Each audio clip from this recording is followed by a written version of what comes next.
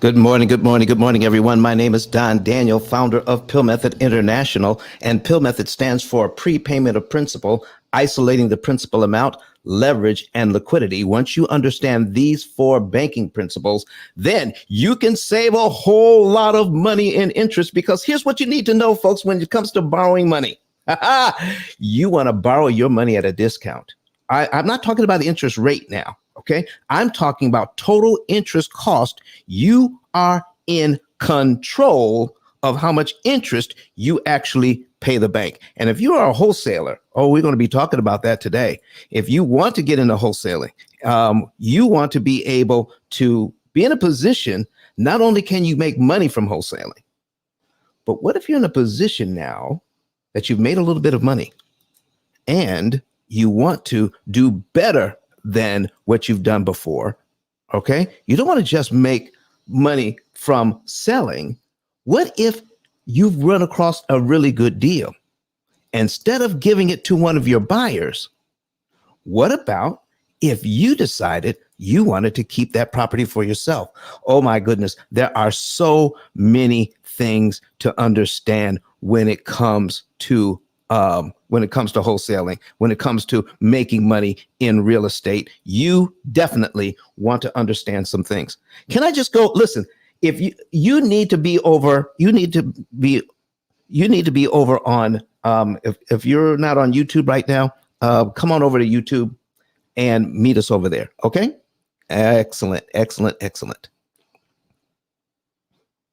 All right, everybody. Here's what we're going to do. We are going to I put some questions in the chat. All right. And you have a link where you can actually come into the studio. But can I just go over some things that I've learned about wholesaling? I am not a wholesaler, but I've learned some things that interest me. How about how to understand the market? Understanding the market, knowing your local real estate market is crucial. This includes understanding current trends, property values, and what makes property desirable. All right. It also means identifying the right areas to focus on, where you can find potential deals that would be attractive to your buyers. You see, when you're in wholesaling, ladies and gentlemen, you are finding the property for the buyers. And then what you're doing is that you are selling the property to the buyers. And when you find that property, then you're making the difference between the deal you made and the deal of selling it to the buyers. So that is what's really hot about wholesaling. Here's another thing you want to pay attention to. Oh, Ruby, when our special guest comes in, I may not be looking at the screen. You can just break in and let me know that she's here. Okay. Thank you. All right. Build a strong buyers list. Oh man, build a strong buyers list. Your buyers list is a key component of successful wholesaling. There are the investors or buyers interested in purchasing the properties you get under contract.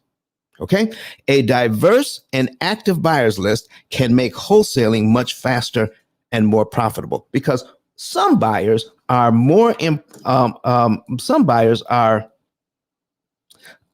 yes. Okay. Some buyers are interested in some properties, and some other buyers are interested in other types of properties. So if you have a diverse list, then if you got a good deal, doesn't necessarily mean that all of your buyers are interested in that kind of property. You know what I'm saying? All right. So here's what we're looking at. So you want to build a strong buyers list and make sure it is diverse. Here's another thing you want to pay attention to. All right. And make sure you put your questions and comments in the chat. And if you want to come into the studio, the information is there for you to come into the studio as well and speak to us live. All right. Learn to evaluate deals quickly. Oh man. Learn to evaluate deals quickly. Very, very, very important. All right. So let me see here. What else do we? Let's talk about that. You must be able to assess whether a property is a good deal quickly. This includes analyzing repair cost, understanding after repair value or ARV. All right. And knowing what price will make it attractive to a buyer and still leave room for your profit. Okay. So when you're putting that deal together and you're saying, okay, here's what it's going to cost to buy, here's what it's going to cost to repair, here's what it's going to be worth when I'm done. All right. And here's about how much income this property can generate. If you can put all of that together in a package for your buyer, all right, oh man, they will love you and they'll snatch that up in a heartbeat. All right. So we're going to talk about some of that today. Learn to evaluate deals quickly. Marketing. Oh man, marketing for deals. How do you market for deals? Effective marketing strategies are essential to off-market deals or distressed sellers. This could involve direct mail campaigns, bandit signs, online marketing, or networking with real estate professionals. You know, I like that idea of people calling me and saying, Don, I got a deal for you. You know, it's one thing to put out advertising and then people call you and they're trying to, they're trying to sell their property or whatever. But what if a person who is strong in real estate says, I got a deal for you? You know that a lot of that stuff is already done. All the negotiate, you don't have to deal with, creating trust. You don't have to deal with trying to, establish rapport. I mean, the deal is being set in your lap when you do it that way. I kind of like that. I kind of like when the deal is put right into my lap. Okay. All right. Negotiating skills. All right. What about negotiating skills? This is strong. This is strong. Okay. Wait a second here. I got a book. I want to share. Okay, here it is. I hope this isn't backwards. Okay, if it's backwards, it's never split the difference. Negotiating as if your life depended on it by Chris Voss. This book has saved me thousands of dollars. I mean, thousands of dollars learning the techniques of good negotiation. Never split the difference. Negotiating as if your life depended on it by Chris Voss. Very, very good book. And there's some other books you want to start. And there's one I found that says Start with No. That's a good book. But I love this one. I absolutely love this one. Anybody familiar with this book? Never Split the Difference? Tell me if you're, come on stage, and if you're coming to the studio and talk about it, if you've had experience with this book, or put it in the chat today. All right. All right. So what else do we have here? All right. Negotiating skills. Legal and ethical practices.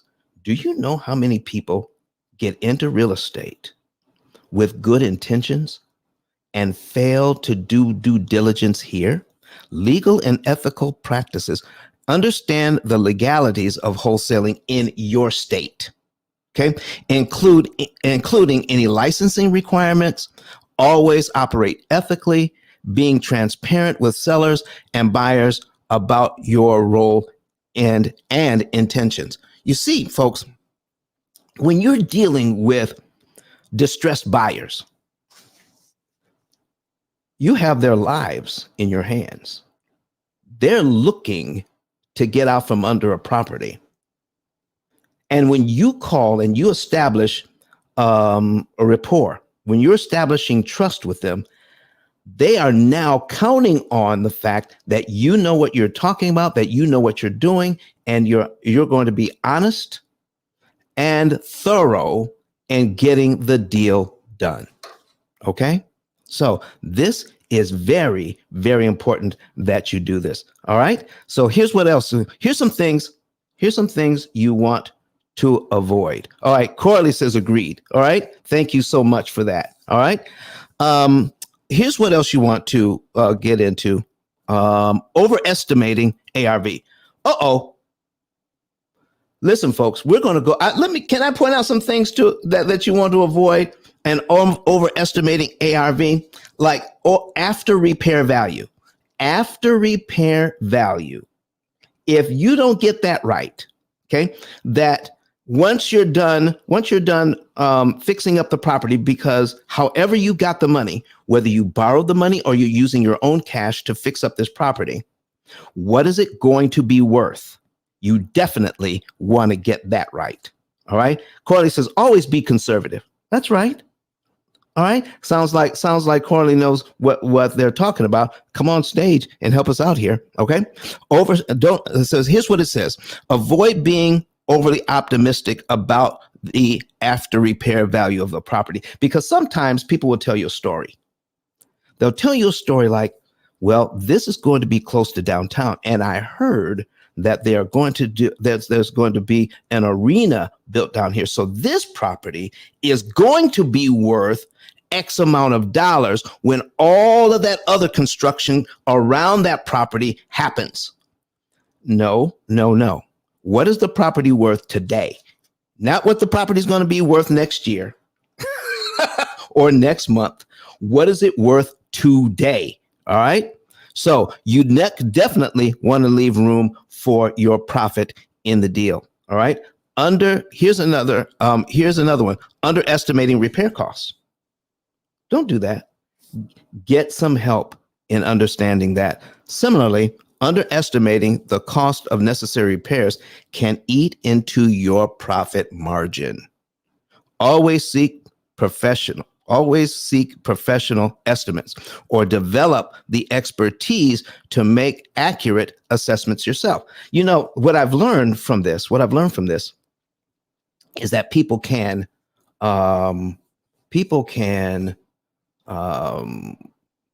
get with those who are doing the estimates, and you can learn a lot from that.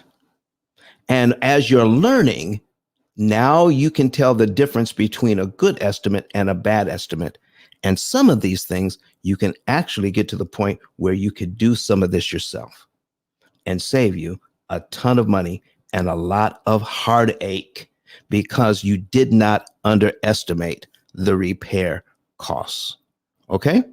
So ignoring legal requirements. Don't do that. Each state has its own laws regarding real estate transactions, including wholesaling. Ignoring these laws can result in significant legal trouble and fines. Not only does your deal fall through, not only does the time you put into it gone, but it could cost you some money in fines. Breaking the law and if you break the law in these on these deals, it can not only hurt you in the long run and the short run, it can mess with your credibility once the word gets out. And the thing is, you didn't even mean to do it. You had all good intentions. But I'm telling you, good intentions, not enough. All right, when it comes to that. All right. So we got a few more minutes before our guest gets here. All right.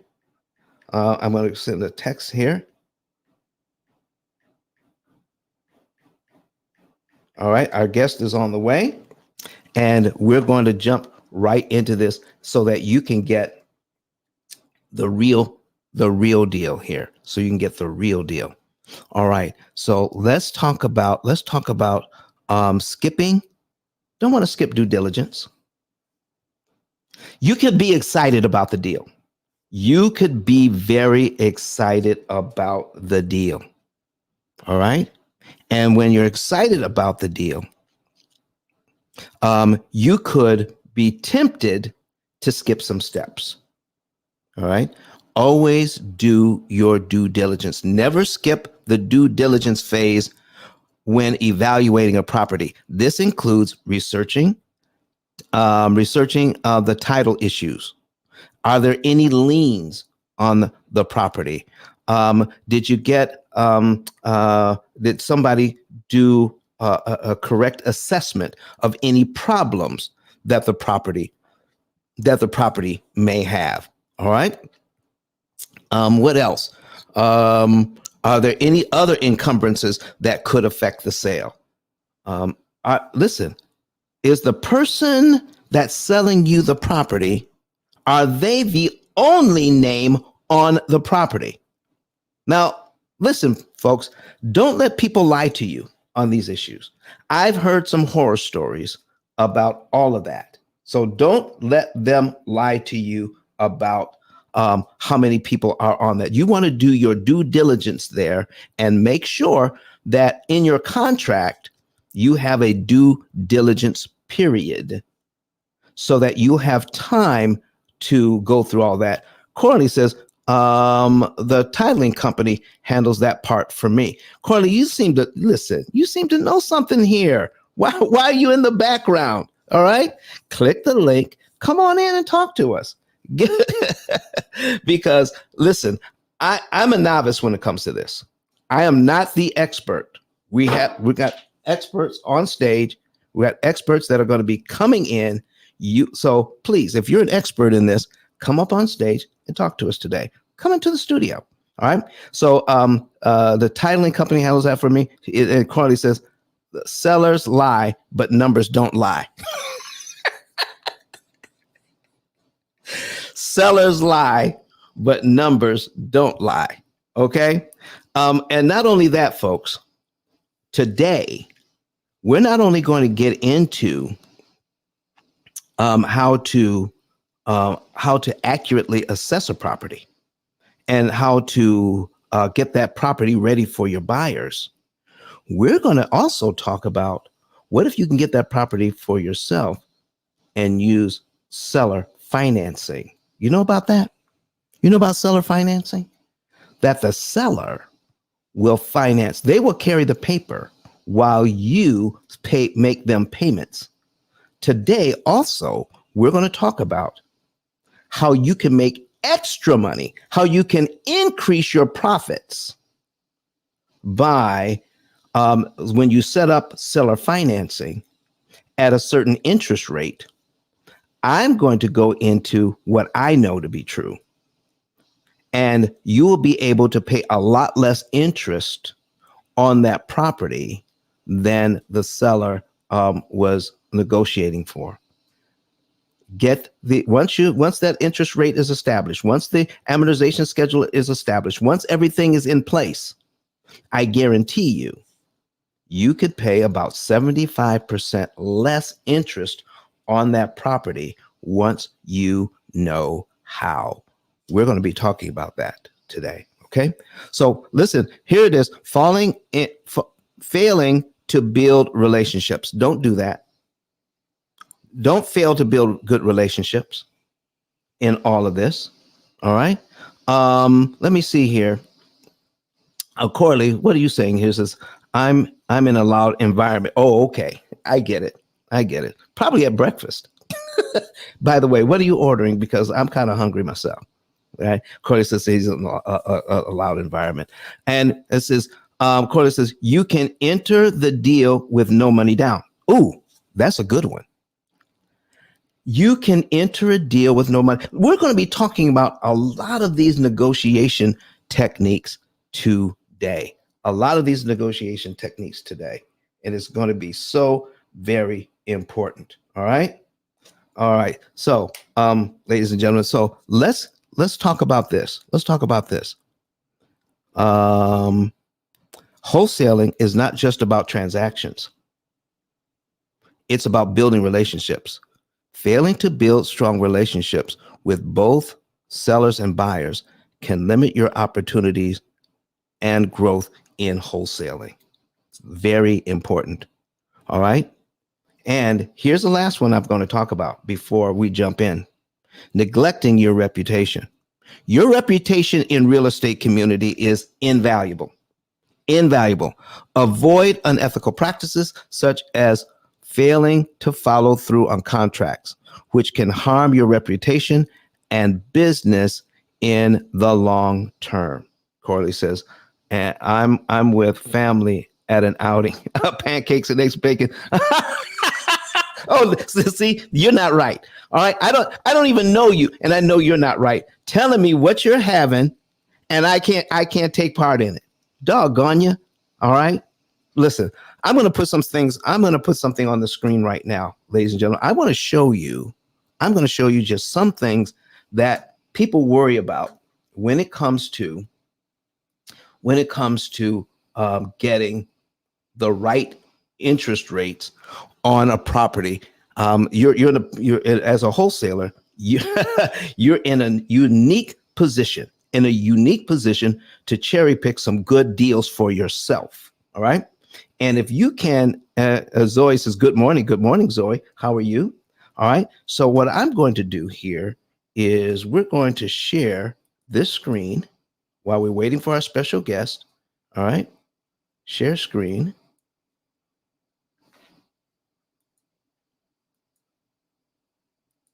There we go. All right. So we're going to put this on the screen. All right. I'm going to get some help from you guys. All right. If you're a wholesaler, okay, and you know something about this, you know something about interest rates. And when it comes to real estate investing, generally the interest rates are a little bit higher.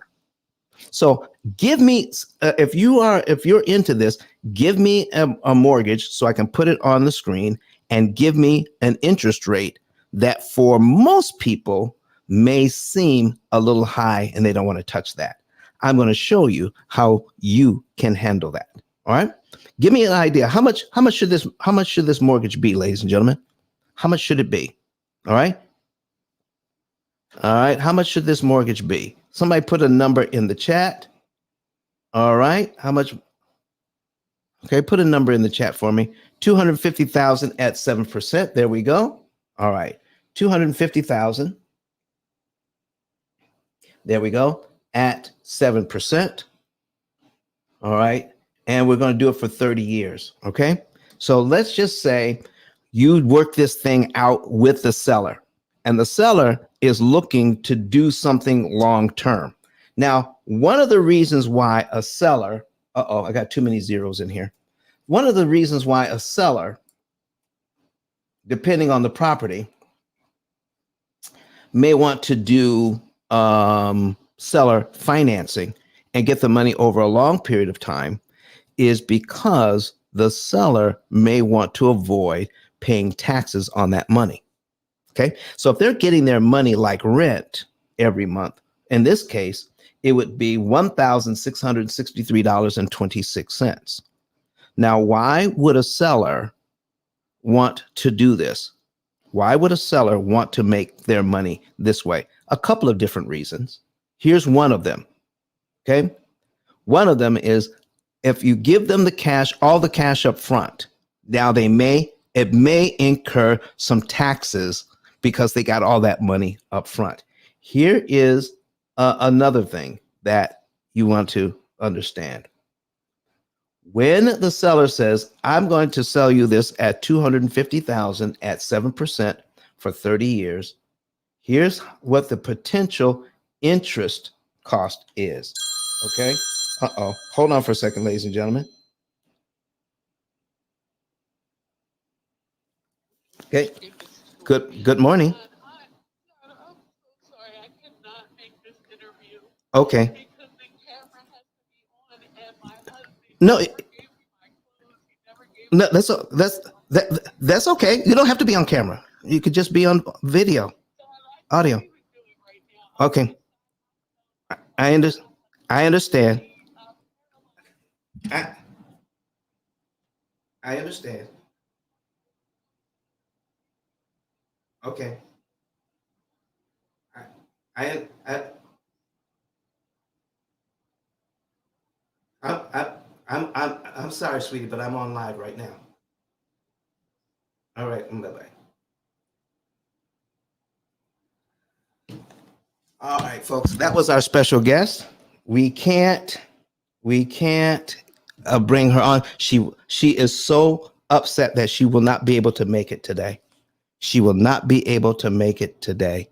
So listen, I've got some other people here who are experts in real estate. I got some folks here who are experts in real estate, who are experts in wholesaling. Can you come to our show and fill in for our special guest that could not make it today? All right.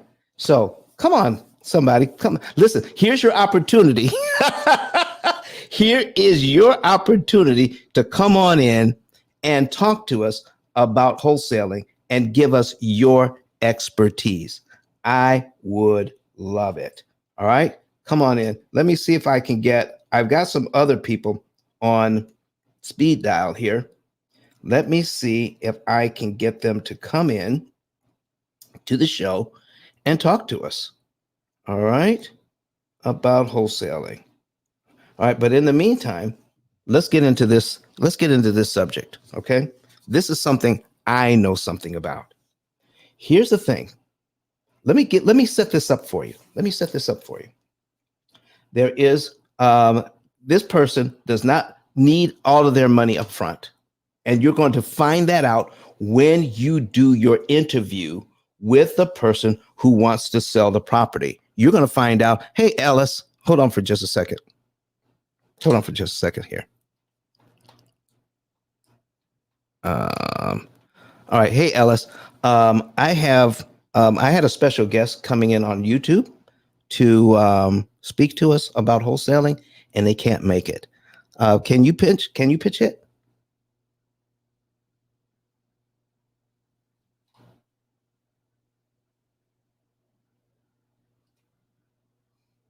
Okay, I'm gonna invite him up so we can ask him. Okay, maybe that. Hey, Ellis. Hey, Don. Good morning. How you doing? I had a special guest coming on to speak about wholesaling because I'm not the expert in this area. I was. Do you have time to pinch hit for us? Oh gosh, how much time would you need? Oh, whatever you can give. Because there's some people that we may have some newbies. Just give us some good ideas about that. And the link, we're going to, if you come into, the link is at the top of the page. We're going to, Ruby can send you a link so that you can come directly into the studio. And you don't have to be on camera. You can just be on audio, but we're over on YouTube using StreamYard. We'll make sure you get the information. Okay, the link in the room is blocked, so I can't get it from there. It says unable to access. All right, so let me hold on for just a second here, Ellis.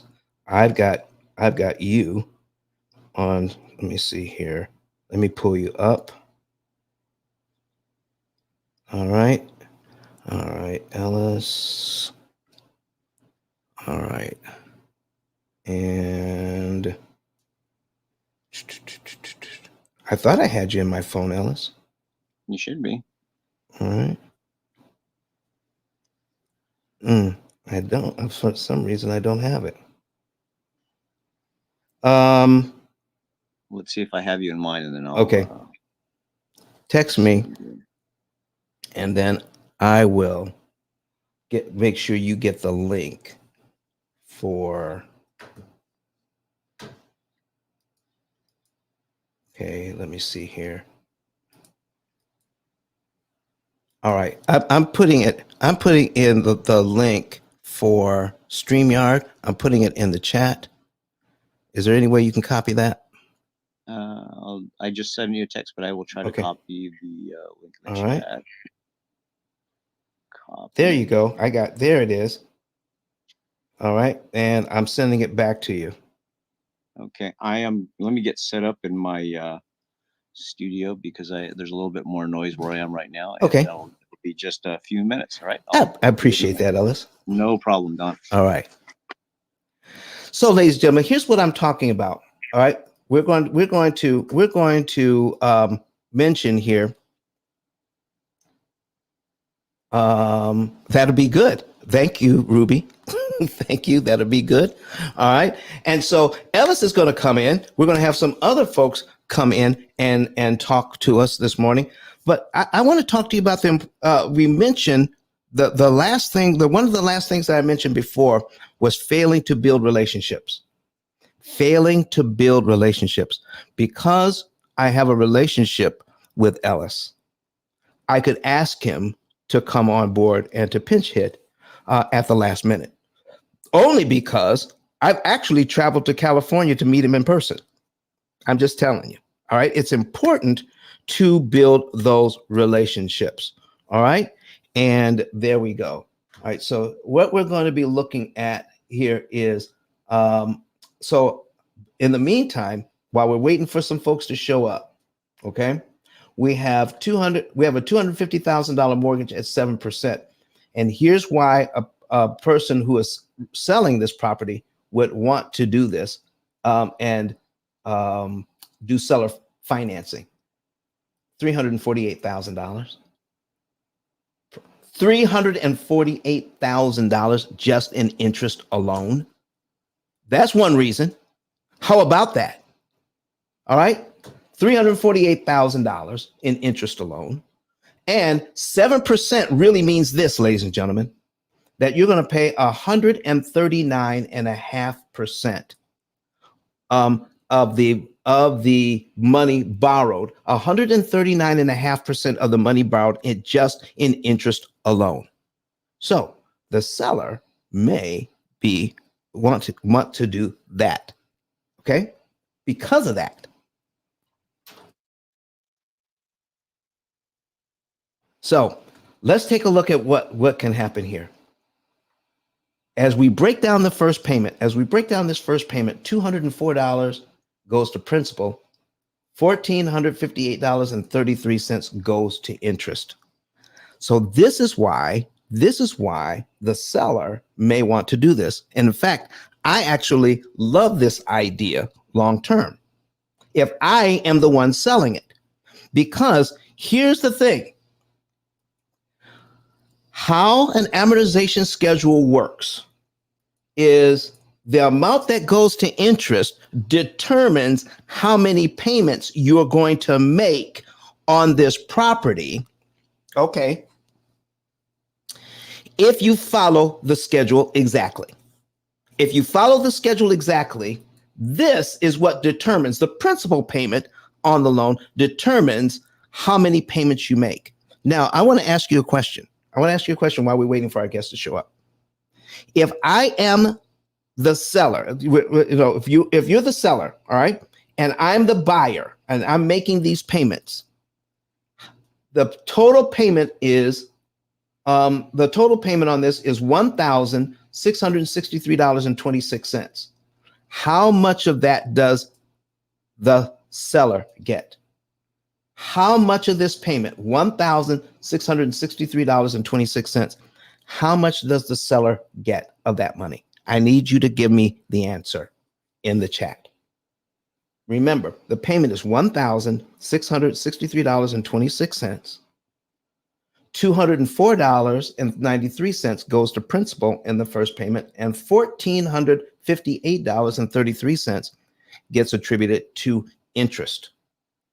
But when you make that first payment of $1,663.26, how much of that money does the seller actually get?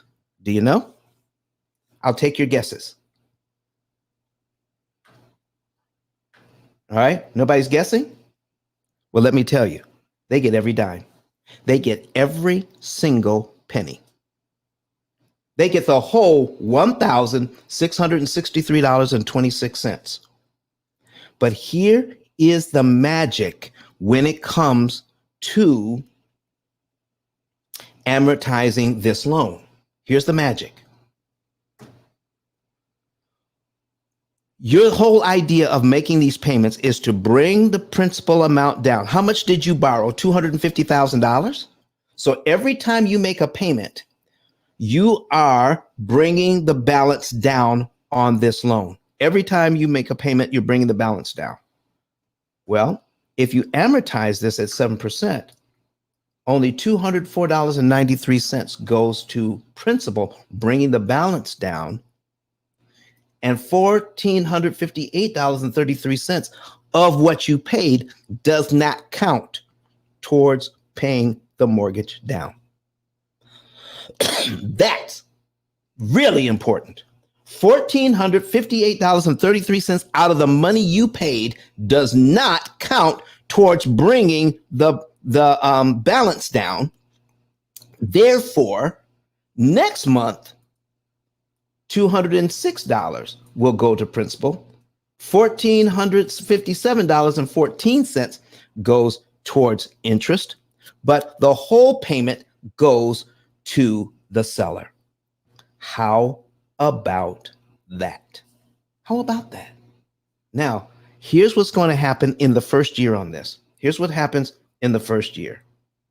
Okay? All right, we got O'Neill Parker in here. All right, O'Neill. What's going on, O'Neill? How are you, sir? What's going on? What's going on, man? How you doing? Listen, man, we're talking about wholesaling this morning, and we need an expert. We need an expert. I was just showing them in the first month, if in the first year, if they had a wholesaler, if you could cherry pick a deal, and in this deal you could get somebody to do some seller financing. I'm just saying, if you're not careful, here's what happens in the first year. $2,539.56 goes towards paying the loan down. But out of all of the money that you pay in the first year, 17,419 of those dollars does not count towards bringing the payment down. We're going to talk about that, how you can fix that in a little bit. But I got some questions for you, O'Neill. Let's do it. Let's do it. Okay. What would you tell somebody?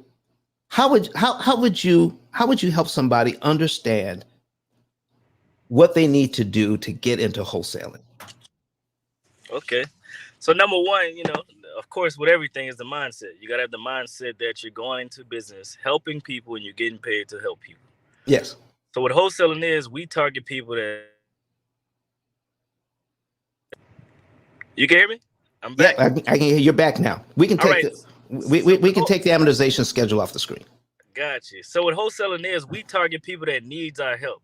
Yes. Reason why they need our help is because they're in some type of financial situation. They're going through divorce, pre-foreclosure. They have too many repairs on the house, they can't fix it. It's just it's all kind of things. So they need our help to get to their next destination. So their biggest asset is a house. So what we do is put their house on the contract. Let's just say they need $20,000 to move to California, and the house is worth $120,000. You need $20,000 to move to California. Cool. We'll put this house on the contract for $30,000. You take your $30,000, you do what you got to do, and then we're gonna take this contract and sell it to another investor for $40,000 and make $10,000 in between. So we're contacting people that needs our help, distressed sellers, and we're also getting paid while helping them, and we're also helping other investors as well. Wait a minute, O'Neill. Wait a minute. Does it really work like that? You mean I can put a property on contract for how much? At a deep discount. First, you got to figure out what their problem is. What's their problem? Okay. Why is the house looking like this? Why is it in distress? Mm-hmm. That's the ultimate goal in real estate and just business in general, solving people's problems. But a lot of people, why they fail is because they think about the money part. They're not thinking about actually serving the issue that they're having. Okay, so I can get this property under contract, and if I find out that the property is in disrepair, is because, let's say, I inherited the property. Yeah. All right, and I don't, and the taxes was not in my budget, and for me to rent it, it needed a lot of work. Correct. Right? So I'm feeling kind of stuck here. All right. And so now I just want to sell it. All right. I just want to sell it. So how would you approach me about that? I'll call you up, man. Hey, what's going on, Mr. Don? How you doing? We just have a conversation. Say, look, man, I seen your house on 123 Main Street. Me and my wife was riding around last weekend. We was just calling to see if you'd be interested in selling the property. Okay. And I know you having a tax issue, but I'm not gonna bring up your tax issue. I'm gonna wait till you bring up the tax issue. Oh. Okay. All right. Because you got to realize I'm a random person. Why would you tell a random person your personal financial issues? Okay. But if I'm coming off as a friend, I'm coming off genuine. We're just having a genuine conversation. then you can start to let your guards down. Nobody gonna randomly tell a random person all their business over the phone. Okay. It's just not gonna happen. So you have to establish that rapport. You got to build rapport, become a friend, just genuinely have a conversation. Okay. Show that you actually care about them. Because at the end of the day, all these calls that they getting is people trying to take. Hey, you haven't paid your car note. Hey, you haven't paid your mortgage. Hey, you owe taxes. Mm. You don't want to be the next person to do that. You want to be the next person to hear the problem. What's going on? Maybe they just want to talk. Mm. Okay. If you that person, that's how you actually figure out what's going on. They tell you the financial situation. They tell you they're just trying to get out this hole that they're in. And you come in and say, look, man, I can help you solve this problem. Let's just put this house on the contract at 30. I know you say you only needed 20, but let's put it on the 30. You solve all your problems at 20, you still got 10,000 to walk away with. Man, I like that. So please tell us, O'Neal, tell us who, give us some of your background. Give us some of your resume, and then I want to bring Stan in on this. Got you. What's going on, everybody? My name is O'Neal Parker, real estate investor, entrepreneur. I've been investing in real estate since 2016. I built my first house at the age of 21, started in real estate and business at 23. I started my business with $63, made $50,000 my first 4 months, $182,000 my first 12 months, strictly wholesaling. I bought $1.3 million in real estate my first year. That was 13 houses. I was in business. I got in business credit my first year in real estate. Credit repair, property management, pretty much everything real estate I did pretty much my first year, while having a full-time job, a kid, a girlfriend at the time, and all those different things. So when I hear people saying they got all this stuff going on and they don't have time to invest in themselves, I know it's a lie, because I was working 60 to 70 hours a week. I'm talking about 12 hours, sometimes 16-hour shifts, and still doing my real estate business. So whatever you focus on, you could do. It's just what's important to you. That's just a little bit about me. Thank you, O'Neal. So Stan Ellis, all right, tell us who you are and where you're from, and I'd like you to comment on some of the things that O'Neal said about how to establish that conversation.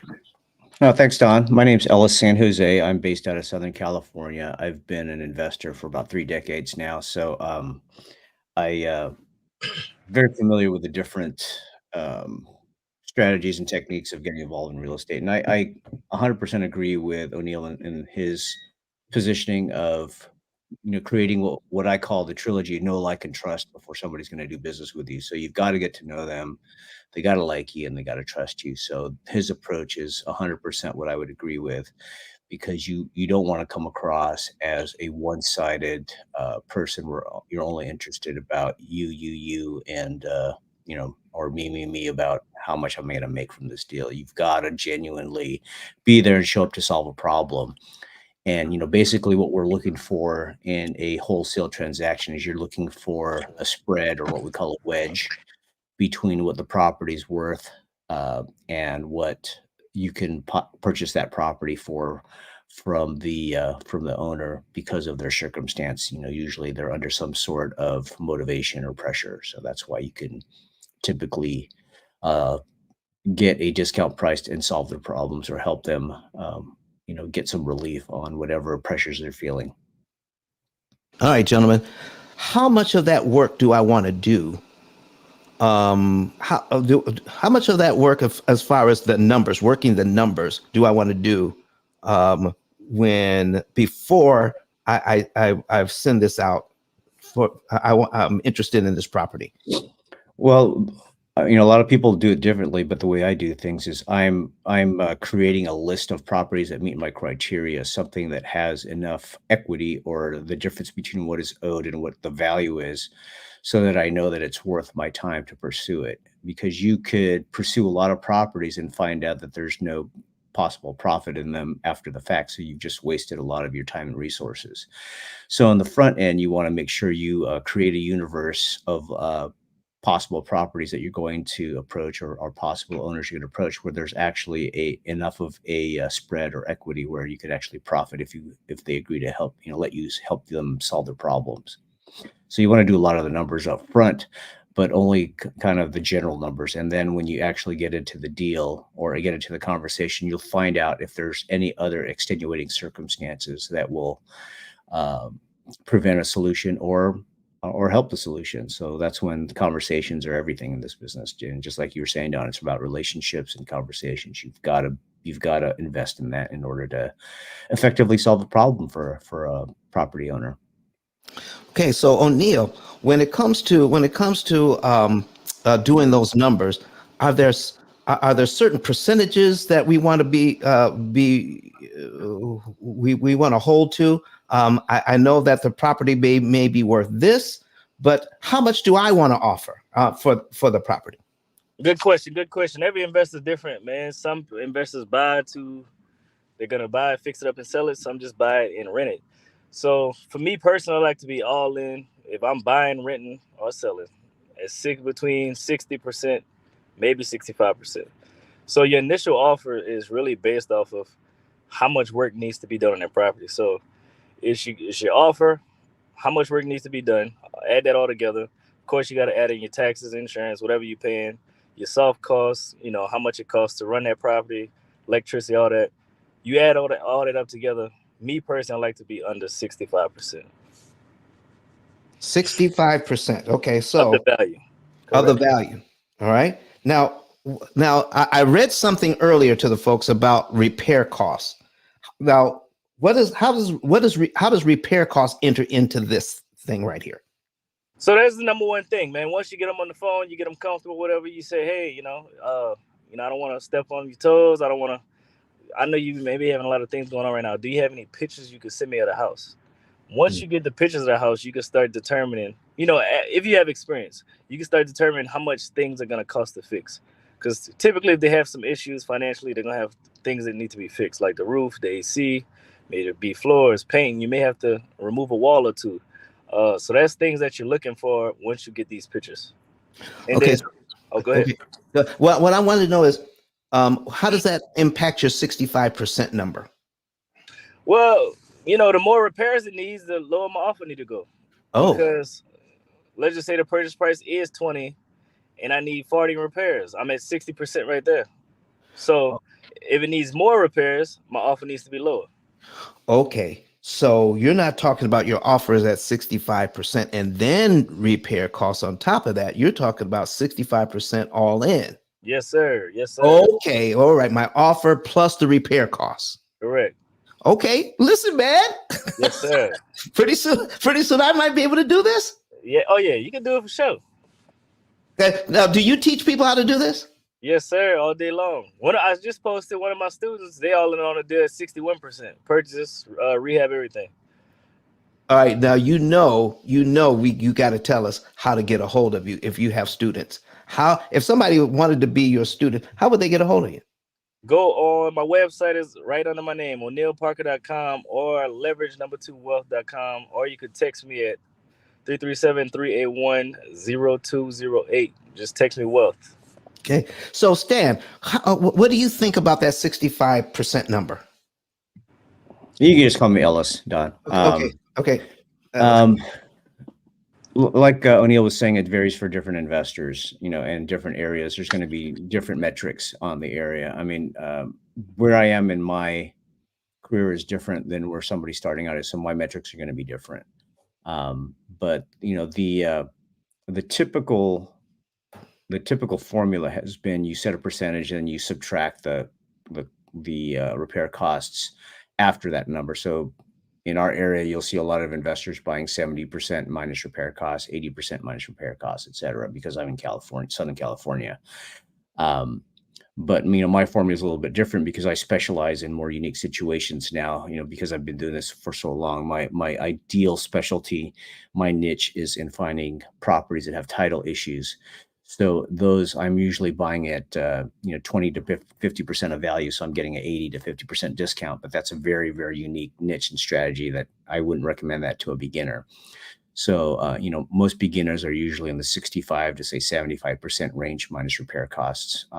If you've got a really good crew, I've seen people do things at a much higher or a much lower margin, but you can get in a lot of trouble if you don't have enough room in your deals to to take into account the unexpected, because there's always an unexpected. You open up a property and it appears that you have a $50,000 repair, and then all of a sudden you find out, oh gosh, I've got to repair some sewer lines, and just add another 20,000 to that. So you got to be really careful, and like what Neil said, you got to be experienced before you start throwing around numbers for repair. You better be pretty sharp.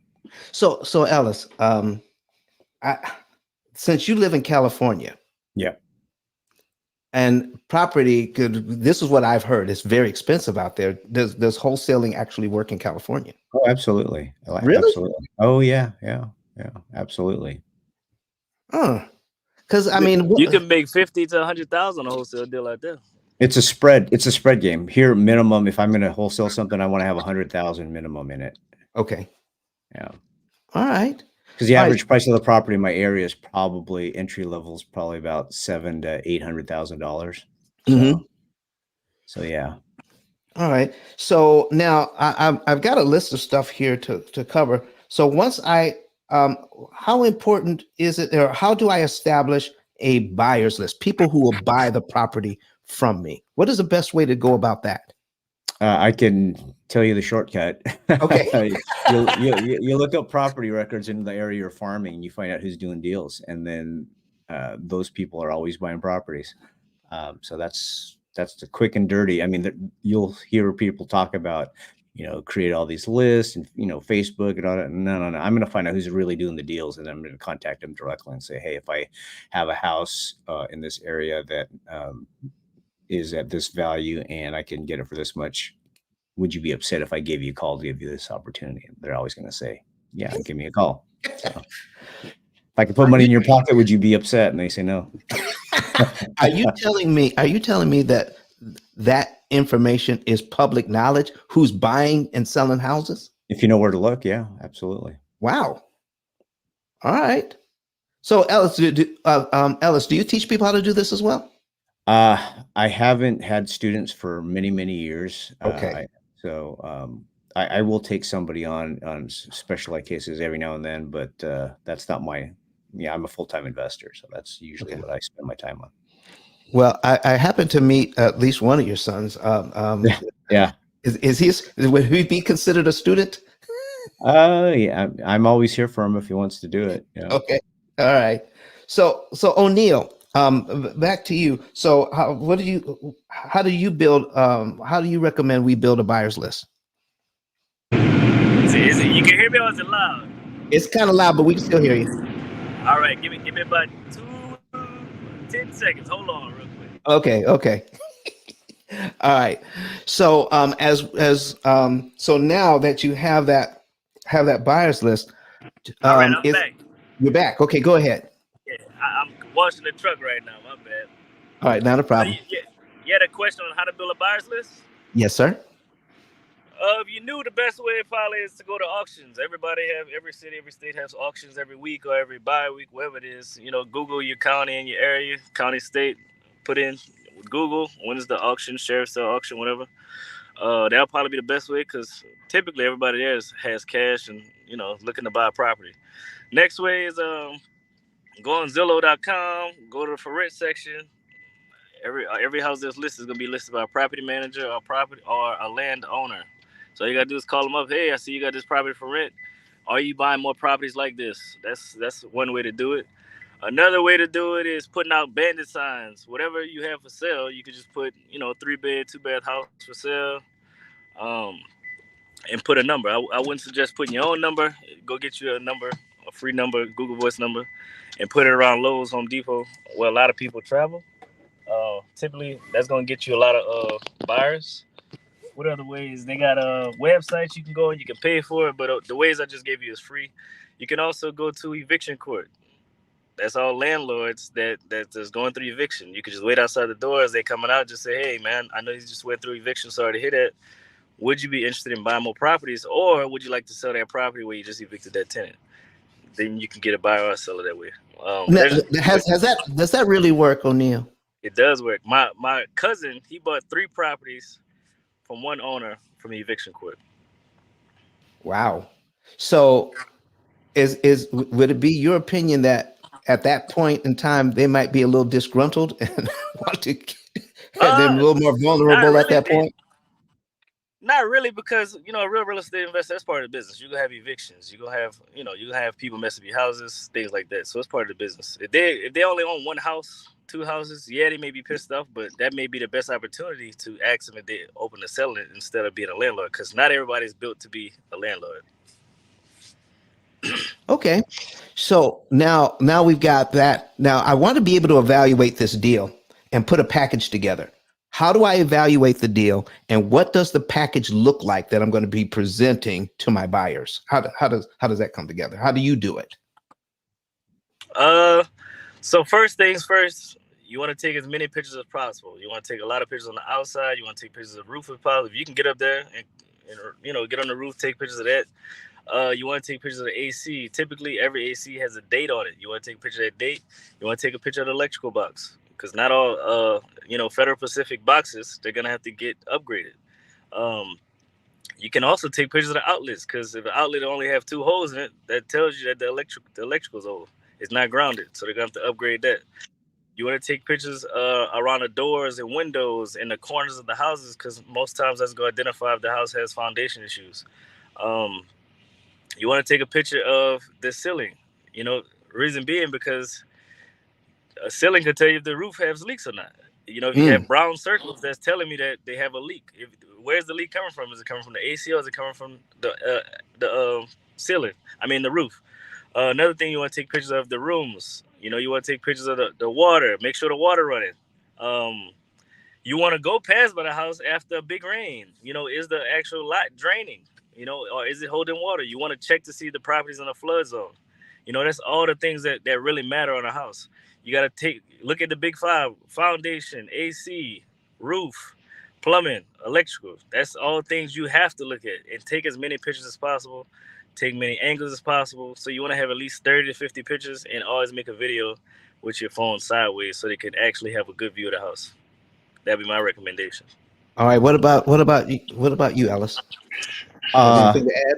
It always helps to have pictures, but I would also put in what other properties have sold for in the area, and I like to put in the estimate of what my crew thinks it will cost to fix, so it gives them an idea, and then what it could sell for, and then if they're looking to buy and hold it, I'm going to also include what it could possibly rent for as well.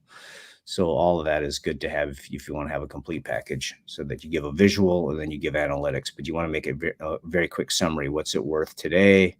What's it going to cost to fix up? What's it worth fixed up? What could it rent for? All that good stuff.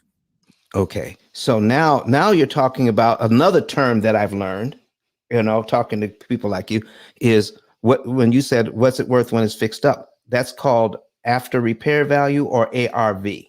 That is correct. How important is that? Extremely important, because if you're looking at somebody that's going to flip it, they want to know what their possible margin or profit's going to be, and even if they're going to hold it, they want to know that they're getting a good deal. So they want to see, oh, am I buying it? How far below market am I buying it? And then you like to include the rent comps as well for somebody that's a buy and holder, so they can say, oh, can I get financing on this so that I can have the rent pay for the financing, or whatever their formula is. But you want to give them those data points so that they know how to evaluate the deal. So the ARV is very important. O'Neill, is it important to know what the market rents are in the area? Do you do that research for your buyers as well? Yeah, I do, but for the most part, they do it as well. Of course, if you buy a property, you always want to do your due diligence yourself. But yeah, you want to include the rent, because the rent is what actually covers the expenses of the property. At the end of the day, you have to know how much the ARV is. You need to know how much equity you're getting. You also need to know how much cash flow you're getting. If you're not getting no cash flow, there's no reason to buy the deal unless you're buying it for like appreciation or something like that. Okay. So, you got to take into account the loan amount that you get, and the interest, and the taxes, property taxes. Now, you mentioned another term, due diligence. Now, I'm working with this seller. We're pretty close to a deal here. But what is there a thing called due diligence period? Yeah. So typically on all my contracts that I do, You know, if it's a 30-day contract, 45-day contract, I'm going to slide in there if I can 30 days, just as long as my contract. Reason being, because, you know, you got to check with your attorneys in your area. Legally, you can get out of a contract during the inspection period. So if I ever need to walk away, I can say, you know, do the inspection. I can't really move forward unless we can get the price down. The repairs are more than we expect. That gives you a way out of that contract. Okay, what about you, Ellis? How does that? How should we do? How should we do due diligence? Well, it's going to be very different according to everybody's circumstance, but for our operation, the deeper the discount, the less important due diligence is. And let me tell you, it's still important because you have to understand what you're getting into. But if you're getting things at a very, very deep discount, like if we're buying it at an 80% discount, there's not a lot of things that are going to bother us.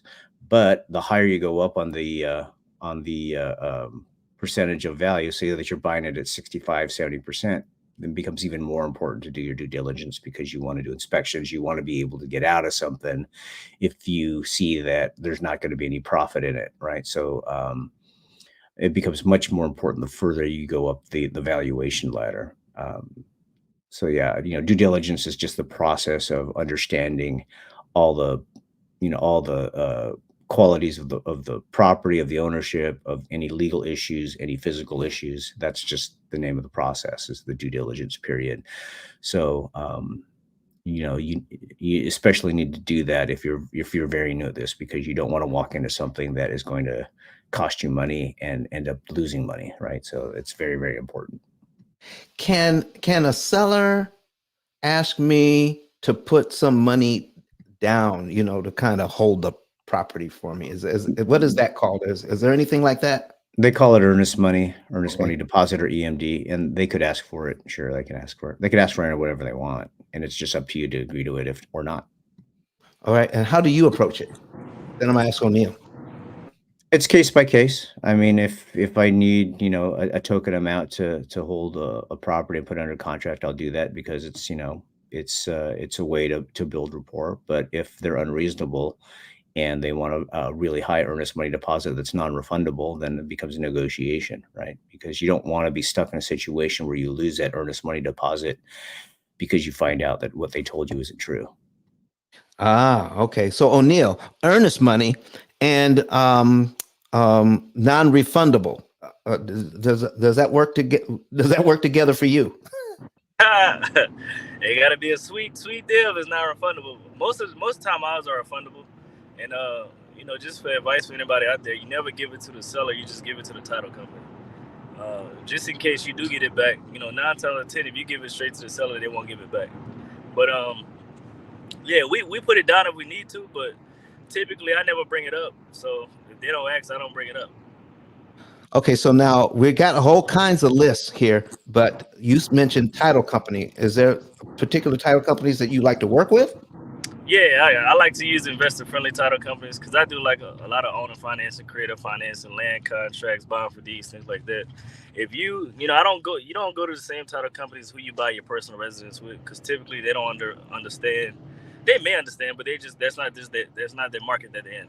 So they have title companies that strictly for, hey, you know, buying your first house that you're gonna live in, and they also have title companies that work with investors. You want to work with the ones with investors.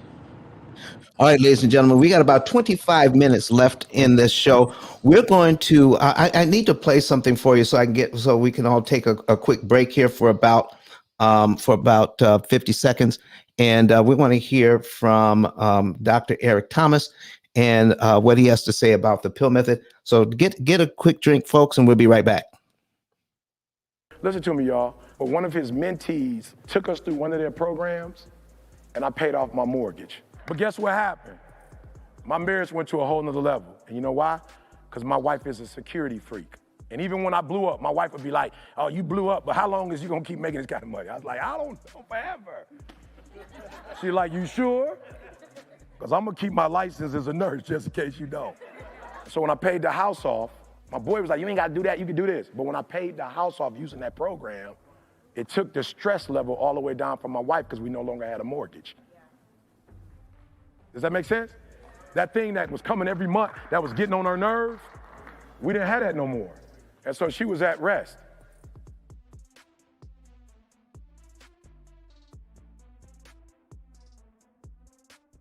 All right, folks, go to ice10k.com. That's ice10k.com and click on that button to get a savings and earnings report today. So you can know the month, day, and year you could be debt free and how much interest you could save.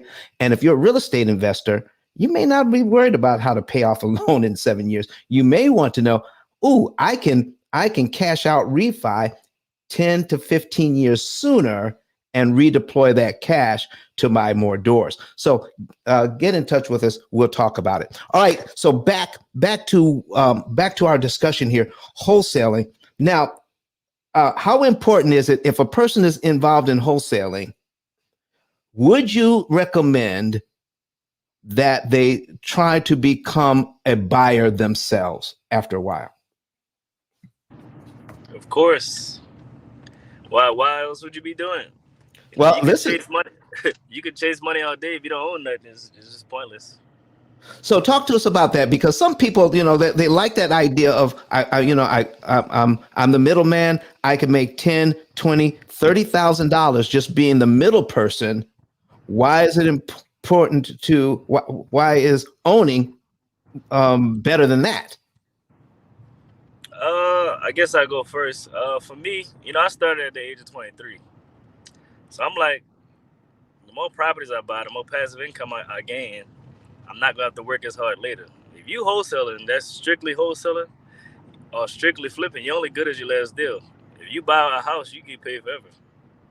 So you got to think about it like that. Wholesaling, it could get really slow.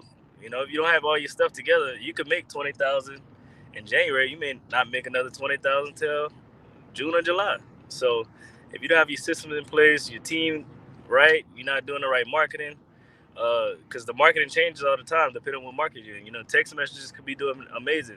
Soon as they start blocking the text messages, what do you do now? Then you got to start your marketing all over.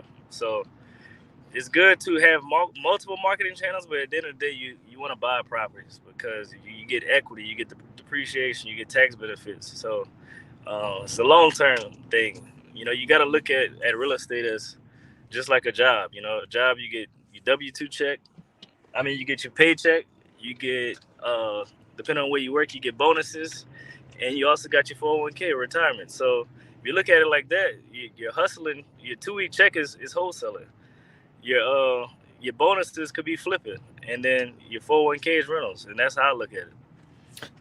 Okay, folks, listen, we've got about 20 minutes left in the show. If you got a question, now's the time to put it in the chat. If you want to come in the studio, now's the time to come in. Let's talk about it. All right, let's talk about it. Don't lose this opportunity. So now we're talking about, I'm going to be cherry picking some of these deals so that I can purchase now. Walk me through some scenarios, both you guys, on how I can structure a deal so that I can buy one of these properties. What's the what have you seen that works? We'll go with Ellis. Oh gosh, there's so many ways to structure a deal. One way you can do it is you do what's called an assignment of contract. So you come to an agreement with the seller, and there's a written contract. And then what you're doing is you're assigning that contract to the end buyer. So that's one way to do it. So now the buyer or the investor or whoever it is comes in and they pay you money for that contract, right? So if this contract has a spread of say $100,000, then that is the gross profit. You say, well, I'm going to charge you $20,000 for this, just as an example, to assign this contract to you. So now there's 80,000 left on the table, or whatever number you can come up with that makes sense to everybody, so everybody wins. So that's one way to do it. And another more sophisticated way to do it is what I call option contract, which I really like, where you tell the seller that I'd like to give you money for the option to buy that property. And, here's the recorded option contract. And then same thing as you're going to sell that option to the end buyer. And that's how you can get your profit, or that's how you get paid for your efforts to find these opportunities for end buyers. And, like the last question, the ultimate goal is to own the properties yourself so that you're actually the buyer, so that you don't have a job anymore. Right. So that's the beauty of real estate, is that, wholesaling is a job, but investing, it's wealth. It's wealth versus, a job. Okay. So, I'm in this thing. I'm going to cherry pick some of these deals. What are some of the ways I can get into a deal that's going to keep me from hurting myself, most likely? How can I get into some of these deals? That's a good question. Good question. The best deals are the ones with the most equity. So how you get in a deal without hurting yourself is getting a property at a deep discount. So if it's worth 100,000 and you get it at 20,000, you pretty much not gonna hurt yourself. Because let's just say worst case scenario, you may have to tear the house down. The land value may still be 20,000. Um, you can fix it, flip it, you can wholesale it if you need to. The best deals are the properties that have multiple exit strategies that you can get rid of it like in a week or two. That's the sweetest deals you can get without actually hurting yourself. So the lower you can get it, the more options you have. So that's the deals people should be focused on. Well, here's a guy in the chat. He's saying go for no. What do you think he means by that? Go for no. I don't know what that means. He may have to jump in here.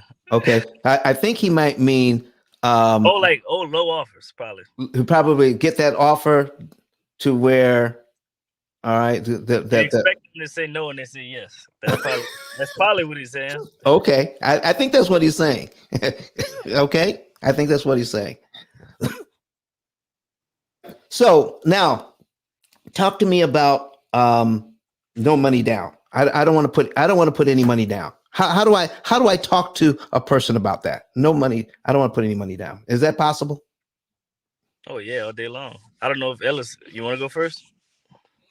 I mean, it's possible, but that's not always the best situation, right? Just because it's no money down doesn't mean it's a good deal. But there's always the concept of using other people's money if you need to secure a property, and you just joint venture with somebody. You have a partner that's coming in with the money, so that everybody wins.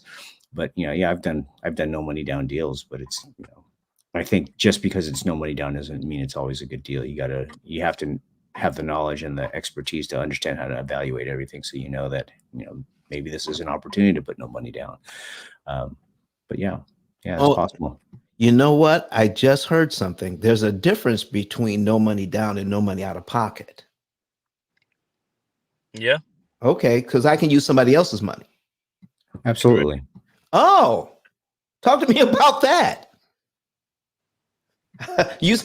Now somebody mentioned private money or hard money. Is there a difference?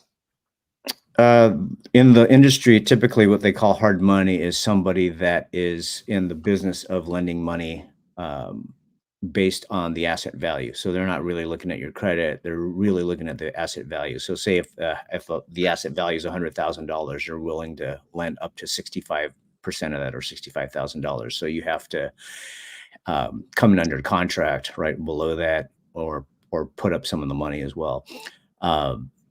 And a private money lender is usually like a relationship built lender. I mean, this is kind of how it's used in the industry. So a private lender is, hey, I know a guy that from my old work, I used to be a stockbroker. He's retired and he wants to put some money to work, and he's willing to lend me money at a rate that makes sense for both of us, where it's, less than hard money, because hard money, you're probably paying the highest rates. With private money, it's all negotiable.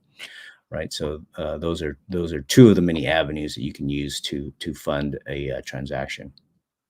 Okay. So now I want to buy this thing. Now I'm buying it, and then I hear a story. Here's the story. This property is in an area that's up and coming, and they're going to build a stadium here within a year.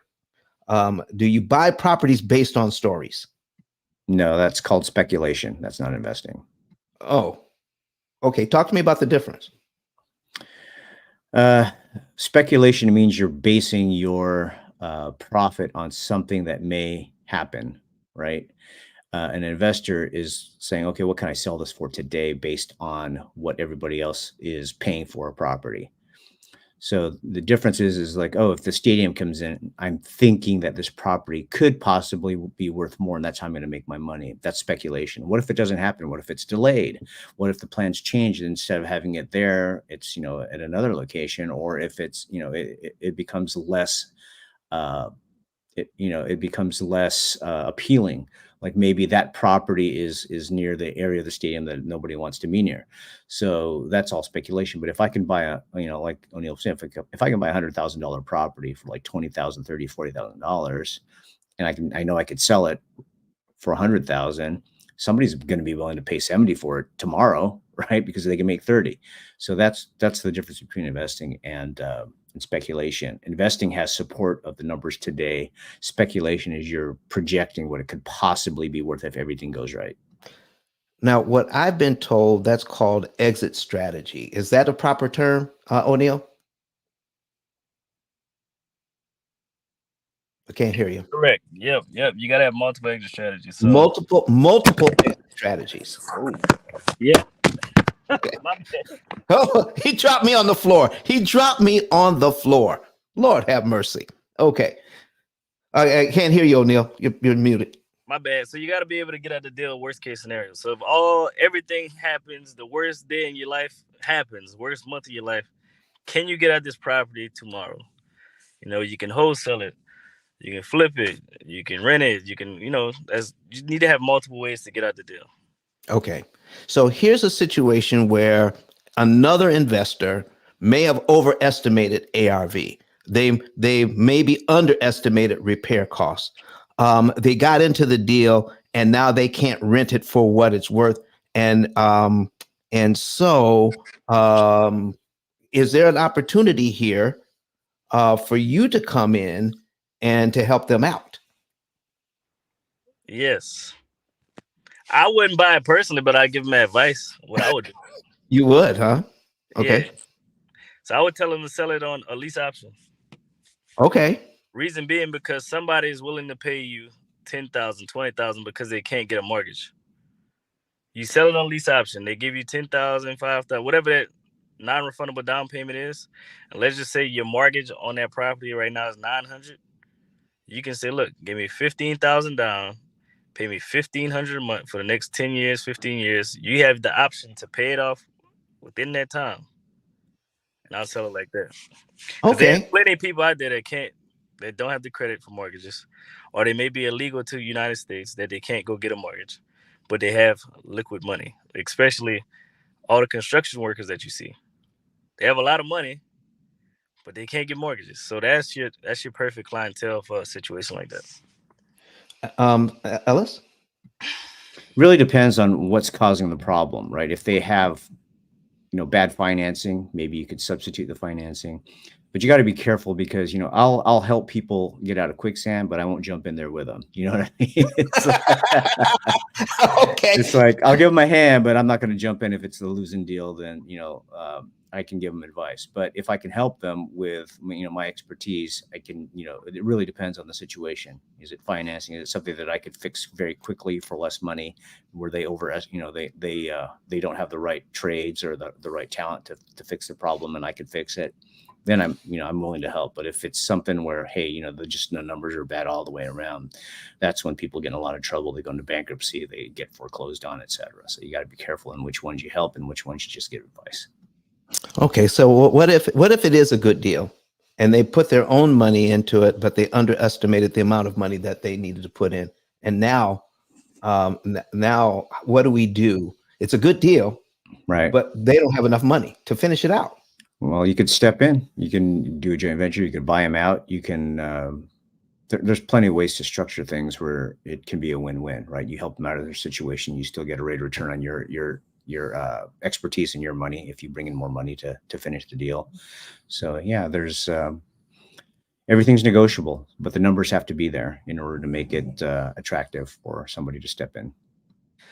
What are some of the legal ramifications in now, as far as being in California and O'Neill, where you invest? Can we talk about some of the things that may be unique to your areas as far as what I can do legally and what I can't do legally, and as far as wholesaling is concerned? Shit, I know for us, you don't need a license. You don't have to. You're not using your credit for wholesaling. Anything, I'll say close all your deals with a title company. Don't try to, or attorney, don't try to go to a notary or nothing like that, especially, for the new people. A notary can't do everything. So you want everything to go through a title search. Let's see what else. I think that's pretty much about it for me. I don't see anything else being illegal. I know text messages are starting to become illegal a lot of places because I think real estate is like number 2 when it comes to spamming. So Okay. that's pretty much about it on my end. All right, Ellis, what would you say? We need to be careful of. You got to be careful of dealing with homeowners in foreclosure. There's some pretty serious ramifications if you don't follow the statutes here in California if you're dealing with homeowners in foreclosure. And one of the biggest issues is disclosure. You got to disclose a lot. And that's where a lot of wholesalers get in trouble, where they say they're going to buy the property, but they're actually assigning it to another investor. So you got to be very careful with your disclosures. Make sure everything is transparent. And as long as you run a clean business, you'll be okay here in California. But a lot of people, they try to do shortcuts. They try to go in the gray area. So you got to be upfront, and that'll keep you out of trouble. All right. Listen, folks, we've got about 7 minutes left in our program. And I want to thank Mr. Ellis San Jose and Mr. O'Neill Parker for coming in and helping us out on the show. Gentlemen, I want to know, are there any last words that you have while I finish up the show today? Any last words? I guess if you're trying to learn real estate, man, go follow me on Instagram, O'Neill J. Parker, or you can go on my website and check it out. This is about it for me. Okay. All right. Ellis, what do you got for us? If you want to connect with me, I'm on Instagram, FIBI USA. It stands for Investors by Investors USA. I started a group back in 2007, networking with other investors. We've been one of the biggest meetups in the country. But as far as wisdom, please get educated. Don't go, in this realm of real estate without having proper education, but you do need to get started. So you're not going to know everything on day one, but you got to get started. If it's something that appeals to you, it can really change your life and give you a lot of financial freedom. So I encourage you to look for good examples in the business. Surround yourself with people that are very smart that have done this, and you will do fine. All right, ladies and gentlemen, follow these two gentlemen. And thank you so very much for coming in today. Listen, folks, I got just a few minutes left here, and I want to talk to you about if you decide you want to get into this thing and you are interested in seller financing, all right, and the deal is being financed. Let me talk to you about how you can save yourself some money on financing here. Okay. So we're going to bring back our amortization schedule. And remember what I was telling you in the beginning, that we have people who you're buying this thing, but here is the rate, what we call the rate of change. Every single month on this mortgage, it is, some of you may have come in late. It's a $250,000 mortgage at 7%. Now, this is a situation where a buyer is saying, I will sell you this for this much money, and you can pay me instead of paying the bank. And oftentimes you can get into this kind of deal with no money down. All right. And the payment here is $1,663.26. But here's how it's paid. Only you're making the principal payments here with $200 payments. That's how much is that you're paying the loan down with. But look how much of the money that you're paying doesn't count towards paying the loan down. All right. It is lost money. It is interest money. Okay. So it starts out at $1,458. And in the first year, it goes from $1,458.33 down to $1,444.79 and everything else in between. That is a lot of money. So if we put this on if I put my, I'm going to put a calculator on the screen. All right. And if we look at all the principal paid in 1 year, we bring that principal down by $25,039.56 and $17,419.56 went to interest. This column adds up all the interest. This column adds up all the principal. So we're going to add it up for 1 year. That's $2,539 $17,419.56. All right. Plus the $17,000. All right. 17,419.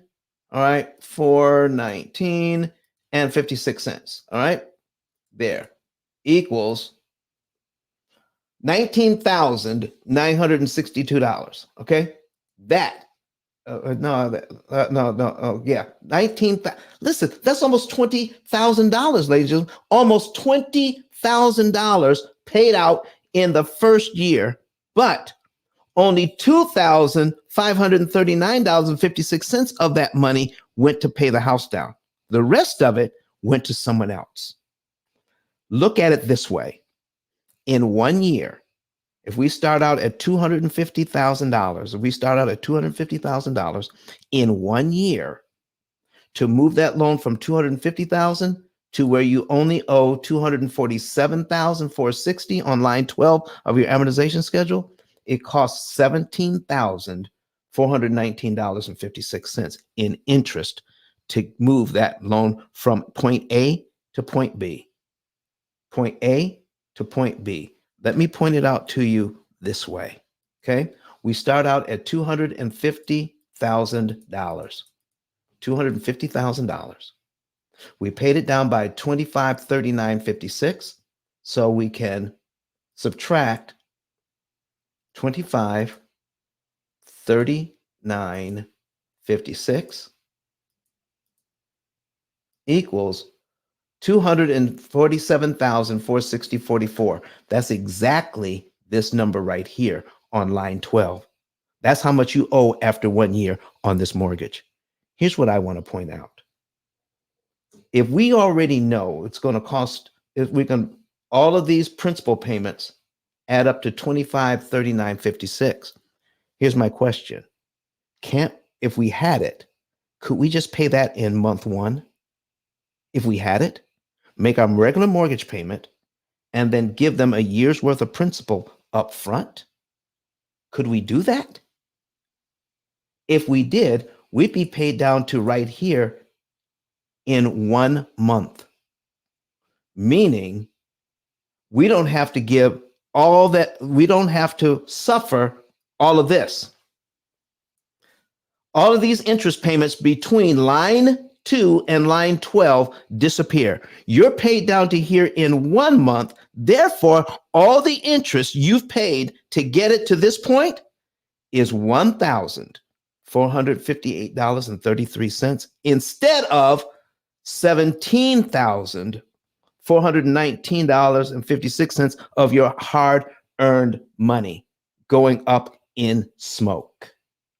So if you can, anytime that you can optimally give the seller back their money in a way that saves you money in interest, that's what we're here to talk about at the P.I.L.L method.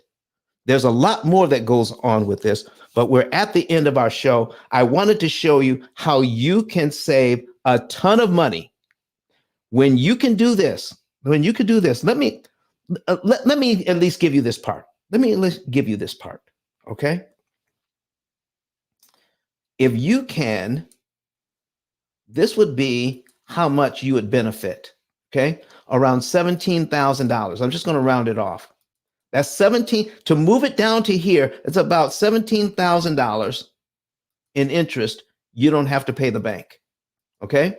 Oops, too many zeros, okay? That's 17,000. And if you could prepay this up front, then you can figure out how much is my ROI on money I did not have to spend. You can increase profits by not spending money just as well as you can increase profits by charging more money. You can increase profits both ways. So let me say how I can increase profits by not spending $17,000 to move this loan from point A to point B. And what did it take? $2,539.56 up front. We're going to figure out what the ROI is on that, your return on investment. So if I could divide this by $539.56. Okay, if I could do that, all right, if I could do that, then here is the answer to that. And I multiply this by 100, multiply it by 100. There it is. That is a 669% return on your money. Meaning, if I take money, this $2,500, and put it into this loan, put it into this mortgage, and it saves me about $17,000 in interest because I chose the timing in which to give the bank that money, that is a 669% return on my money. And I'm telling you, real estate investors, whoever is telling you out there, don't prepay your mortgages because you could take that money and make 20% cash on cash return. Watch out for that. Here's the thing you want to know.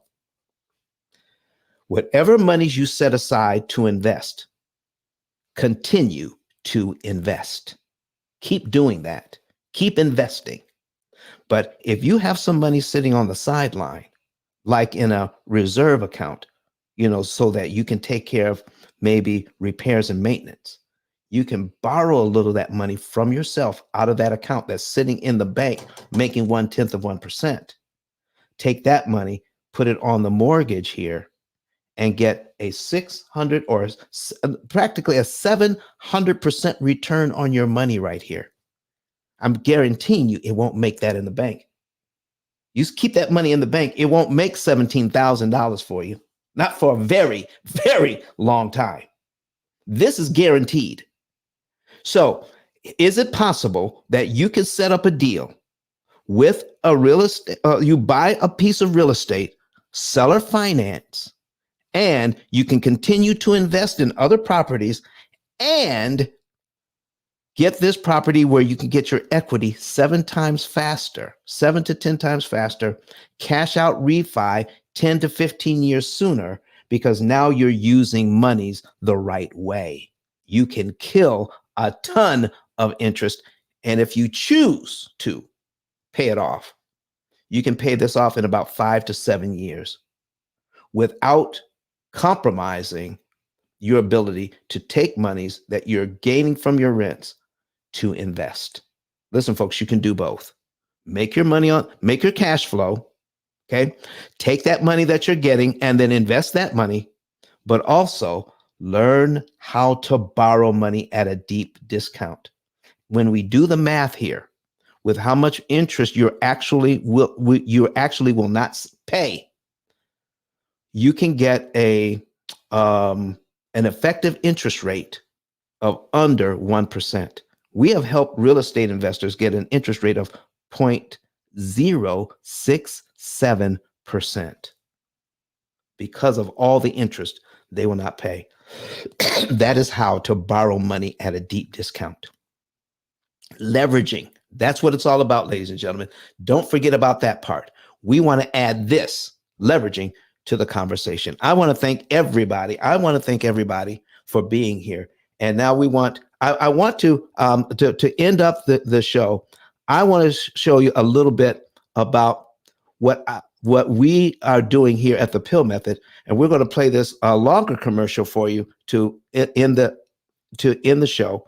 But we're going to excuse me. We're going to be right back here on Wednesday with a replay, and next Friday and next Sunday with more information for you. I want to thank you so very much. We're going to end up in this. Oh, by the way, go to ice10k.com if you want to know more about what to do and when to do it. All right. And we provide for you not only great education, but we also provide for you technology. And when it comes to that technology and setting that technology up right, we provide the best coaching on this technology in the entire world. No one anywhere can save you more money in interest than the P.I.L.L Method. I want to thank you so much for being here. Go to ice10k.com. Click on that link that says Get a Savings and Earnings Report. Click on the link that says Get My Book, and we'll see you. We'll see you next week. Okay? Take it easy. How many want to know how to pay off all of your debt in an average of 7 to 9 years? You can do all of this without refinancing, without change to your budget, without sacrificing lifestyle. Me and my husband do the P.I.L.L method, and last year we were able to pay down $33,000 on our mortgage without feeling like we were poor. We still did tons of entertaining things and enjoyed our family. You don't have to eat beans and rice every day. You don't have to cut up your credit cards. You don't have to drive a 30-year-old car. You don't have to sell pizzas at night to pay off your mortgage. All you need to do is pay the bank less interest. That's what we're talking about today.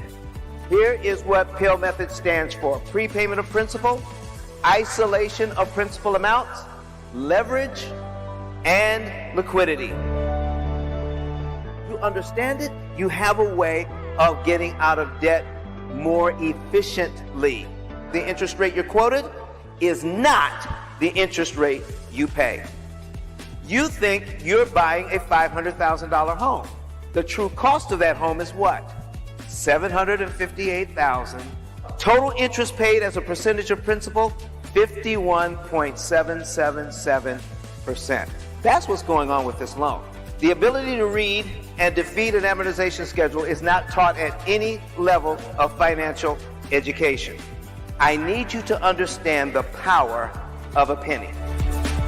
You will not hear what I'm talking about from Dave Ramsey. Do you know why? Because I own the copyright. I literally wrote the book. But Don has some valuable information that can contribute to the quality of a person's life. And it only costs you a few dollars. It's his book. Why not get that?